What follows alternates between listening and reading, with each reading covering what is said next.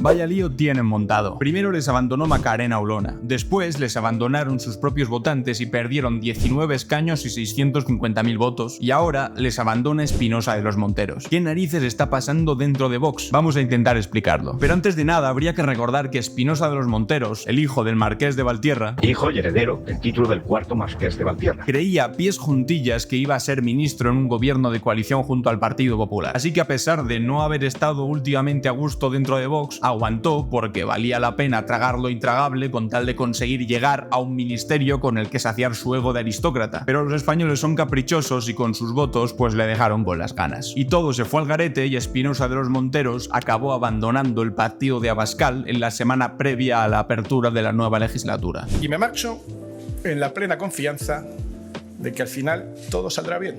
¿Qué vueltas da la vida? De ministro a purgado. Lo cierto es que mientras en Europa la extrema derecha no dejaba de crecer, en España tardamos bastante más que nuestros vecinos en sufrirla. Y parece ser que de la misma manera, España también será el país que más rápido acabe con ellos. Más de medio millón de personas han dejado de votarles y la consecuencia ha sido la pérdida de 19 diputados para Vox y la imposibilidad total de formar un gobierno, lo que ha recrudecido una guerra interna que nos ha dejado bastantes cosas interesantes. Pero vamos por partes. Lo primero de todo es que nos ha quedado una cosa muy clara. La extrema derecha no es un bloque tan sólido como se pensaba, y esto es algo que la propia formación ultra quiso disimular desde un primer momento. Ellos siempre nos han vendido que el proyecto de Vox era el de la derecha española de toda la vida, pero sin ningún tipo de tapujos y sobre todo comparándose con lo que llamaron la derechita cobarde que representaría el Partido Popular. ¡De la derechita cobarde! Para dar esta imagen de ser una especie de Partido Popular sin complejos y en esteroides, pusieron a la cabeza personalidades como Espinosa de los Monteros para defender políticas económicas mucho más agresivas que las del Partido Popular y a otros como Jorge Buxadé para plantear un proyecto social mucho más excluyente contra las minorías que sus hermanos mayores conservadores. Y estos dos políticos son los que han acabado representando las dos almas que tiene Vox en su interior. Una parte neoliberal más centrada en medidas como reducir impuestos para los ricos y otra más ultraconservadora centrada en combatir las causas sociales de la izquierda. Espinosa de los Monteros y Jorge Buxadé. ¿Recordáis cuando en el colegio había que hacer un trabajo en grupo y alguien decía que cada uno haga lo suyo por separado y a la vuelta lo juntamos todo y luego quedaba aquello que parecía una revista de recortes? Pues aquí lo mismo. Si lo único que necesitaban era estar más a la derecha que la propia derecha, es decir, que el Partido Popular, pues muy sencillo, uno se encargaría de las propuestas económicas, el otro de las sociales y al final lo juntamos todo. Un plan sin fisuras, ¿no? Bueno,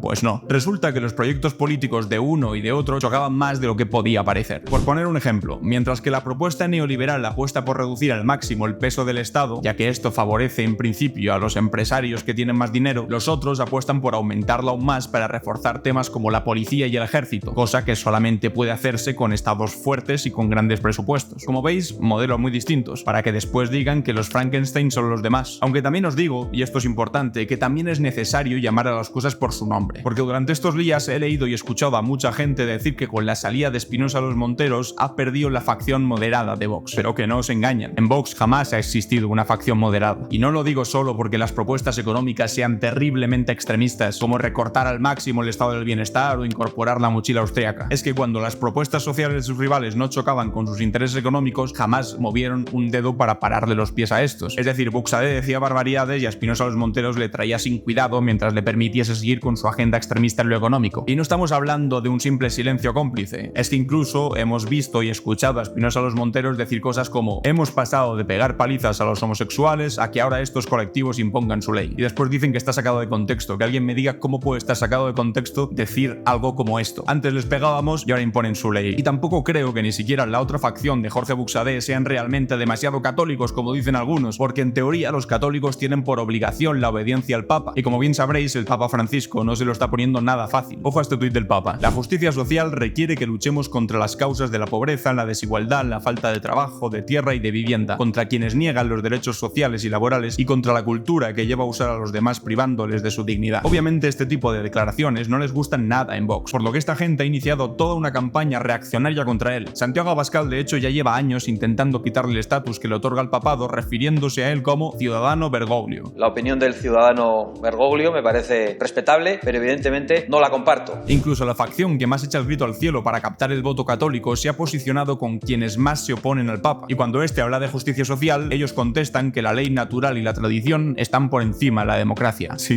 esto va en serio. Como os decía, en Vox no hay facción buena ni moderada. A pesar de todo, la sensación que había en Vox de estar acariciando el poder con la punta de los dedos intensificó la apuesta interna por hacerse con el control del partido y no hablar de sus problemas en público. Parece ser que esta pugna se endureció tanto que incluso Espinosa Los Monteros llevaba ya varios meses sin hablarse con el líder de Vox, Santiago Abascal, debido al deterioro con el ala conservadora de Buxadé, que en principio estaba ganando más poder dentro, como al final se ha demostrado. Y ahora, con la salida del número 2 de Vox, ha volado todo por dos aires. Hay perfiles que incluso han acusado al propio Abascal de haberse rodeado de aplaudidores y de dejarse seducir por el sector más hooligan del partido. Por ejemplo, lo podemos ver en estos tweets de José Luis Sánchez, expresidente de Vox en Madrid, en los que dice: la marcha de Iván Espinosa de Los Monteros es una muy mala noticia para Vox y para todos los que iniciamos este proyecto. Primero se terminó con la democracia interna. Yo pude ser el primer presidente de Madrid Vox y ser fundador gracias a las primarias, que luego se suprimieron. Luego se prescindió de gente que lo dio todo por Vox desde el inicio, como gente como Sánchez del Real, Mazal y Aguilar, a la que han ninguneado su arduo trabajo en defensa del campo español desde Bruselas y que consistentemente la han silenciado desde Vox Europa, los cuales, por orden de Jorge Buxadé, no publicaban desde el perfil oficial de Vox Europa el gran trabajo de Mazal y Aguilar, etcétera, etcétera. Y termina diciendo: y es la primera vez que digo esto abiertamente porque con todo el cariño y respeto que tengo a Santiago Abascal, te has rodeado de aduladores y no de gente que quiere lo mejor para ti, Santiago Abascal, y para España. Y a estos tweets tan duros e incendiarios rápidamente salió el exdiputado purgado Víctor Sánchez del Real a responder: así es, Lita. Este auténtico terremoto político ha profundizado las grietas internas de Vox que ya existían. Recordad cómo incluso hemos podido ver como algunas de las personalidades más importantes de la derecha mediática, como Federico Jiménez Los Santos, ya les habían retirado su apoyo. Porque yo tengo una empresa.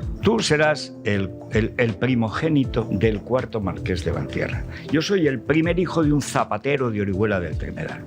Y me considero muy superior a ti. Es más, soy muy superior a ti. ¿Y ahora qué queda de Vox? Hagamos un repaso. De las 6 cabezas visibles que había en 2019, Macarena Olona y Espinosa Los Monteros ya han dimitido. Rocío Monasterio parece que ha sido apartada a la Fundación Disenso y Ortega Smith fue relegado al Ayuntamiento de Madrid por sus polémicas declaraciones sobre Primo de Rivera. Eso cuando al menos todavía intentaban taparse un poco. El principal activo de Santiago Abascal como líder era haber conseguido conciliar a ambas facciones del partido, pero entre que una de las dos partes ya está prácticamente extinta y que su liderazgo está en cuestión tras la pérdida de 19 diputados tras las pasadas elecciones, su legitimidad al frente de Vox está amenazada. Y el único que queda de los 6 es Jorge Buxadé, a quien parece que los últimos acontecimientos de la formación le dejan el camino más allanado que nunca para imponer una agenda plagada de fobias y para la que le sobra más de la mitad de la propia España. Y lo que voy a deciros ahora puede que no os sorprenda, pero no es la primera vez que se ve una deriva como la de Vox. Y es que si hablamos de extrema derecha, inevitablemente tenemos que irnos al que ha sido su principal exponente en nuestros días, el expresidente estadounidense Donald Trump. ¿Qué representó la irrupción de Trump en el panorama americano? ¿Realmente representaba una derecha alternativa o simplemente era otro conservador muy radical? Bueno, pues atentos porque todo esto os va a sonar mucho. En la campaña de 2016, Donald Trump básicamente se centró en hacer una oposición de lavado de cara a las que siempre han sido las corrientes más extremistas de dentro de la derecha americana. Para esto se centró en crear un imaginario colectivo dentro del Partido Republicano. El primer líder de la ultraderecha vino a presentarse como un simple ciudadano que venía a enfrentarse a las élites, las cuales vendrían a respaldar una especie de consenso progre. Y a mí la verdad que siempre me ha costado bastante entender esta teoría de la conspiración en la cual precisamente un millonario como Trump, es decir, alguien que es parte de la élite empresarial y que vive en un edificio con su apellido impreso en oro, es decir, uno de los más privilegiados por este sistema político, económico y social, iba a querer cambiar precisamente ese sistema que tanto les ha beneficiado. Y en España este discurso es todavía más sangrante cuando quien tiene un discurso supuestamente anti-establishment es directamente un señorito a caballo y es respaldado por el hijo de un marqués millonario. Pero volviendo al tema, en cuanto Donald Trump llegó al poder se le olvidó todo el tema del liberalismo. Resulta que bajar los impuestos no funciona tan bien como esperaba, así que no le quedó otra que aumentar la deuda pública como nadie. Esta incapacidad para llevar la economía por donde él quería le llevó a centrar su mandato en las causas sociales de los sectores más peligrosos de dentro de la derecha. Y a la sombra del presidente nacieron grupos paramilitares como los Proud Boys, la violencia contra las minorías se disparó y esto acabó consolidándose en protestas masivas de la sociedad estadounidense como el Black Lives Matter. Al final de su mandato, Estados Unidos quedó más aislado internacionalmente y con una sociedad terriblemente fracturada y polarizada. Y ni yo ni absolutamente absolutamente nadie quiere eso para España. Hay también otro partido bandera de la ultraderecha en el que podemos ver reflejado a Vox, Alternativa por Alemania. Esta formación fue fundada por economistas y profesores de universidad de tendencia neoliberal. En sus orígenes, Alternativa 2013, como se llamaba en aquel momento, también se centró únicamente en propuestas económicas con un rechazo especial a ayudar a los países del sur de Europa a salir de la crisis que atravesábamos en aquel momento, nosotros los españoles sin ir más lejos. Pero tras el fracaso electoral de 2013, el partido pegó un volantazo y en el año 2015 dejó de intentar estar a la derecha de Merkel en lo económico para estar a su derecha en lo social. Os va sonando ya esto, ¿no? El partido siguió con una clara postura insolidaria, solo que ahora, en lugar de no querer dar préstamos a países del sur de Europa como nosotros, tampoco quería dejar que entrasen refugiados de guerra en Alemania. Actualmente, el ala liberal fundadora del partido ha sido completamente relegada y el partido se refuerza en sus proyectos antisociales y racistas. Como veis, en el proceso que atraviesa Vox en España no está pasando nada que no hubiésemos podido ver con sus primos estadounidenses y alemanes. Aunque bueno, siendo el partido de los Smith, de los Demer, de los Terch, de los Stigman, nos dejaba alguna pista que 100% español pura raza pues no iban a ser. Y es que parece que la extrema derecha siempre entra proclamándose liberales, pero acaban cayendo en los mismos espacios de siempre. Montar teorías de la conspiración como que hay una dictadura progre impulsada por las élites o que hay una peligrosísima invasión de inmigrantes funciona muy bien para activar a tus simpatizantes y les da un gran objetivo contra el que luchar. El problema es que la clase de gente que se moviliza con eso son los ultras y ellos son quienes van a acabar decidiendo el futuro de tu partido y en consecuencia apartar a cualquiera que pueden estorbarle en sus objetivos, como ha ocurrido con Espinosa de los Monteros. Por suerte para todos, España parece ser el país que más ha hecho retroceder a la extrema derecha, convirtiéndonos en un ejemplo de la decencia política en toda Europa. Eso sí que es orgullo nacional. Y esto no se debe a un contubernio judeo-masónico organizado por las élites progres, simplemente se debe a que la inmensa mayoría de los españoles somos gente decente y educada y sabemos que hay que tratar con respeto y dignidad a todas las personas por igual, porque sabemos mirar más allá del color de piel, la orientación sexual o cualquier otro motivo que dé la extrema derecha para que odies al distinto. Lo que ellos no entienden es que ser buena persona está más allá de la orientación política. Así que, señores de Vox, seguid así si queréis, que la sociedad española acabará empujándoos de vuelta al cajón del olvido por fortuna. Y a partir de aquí me gustaría conocer vuestra opinión. ¿Creéis que Vox va camino de desaparecer como le pasó a Ciudadanos? ¿O por lo contrario creéis que Vox acabarán manteniéndose en el Congreso como eterna muleta necesario para el Partido Popular? Espero vuestras preguntas en los comentarios. Si te ha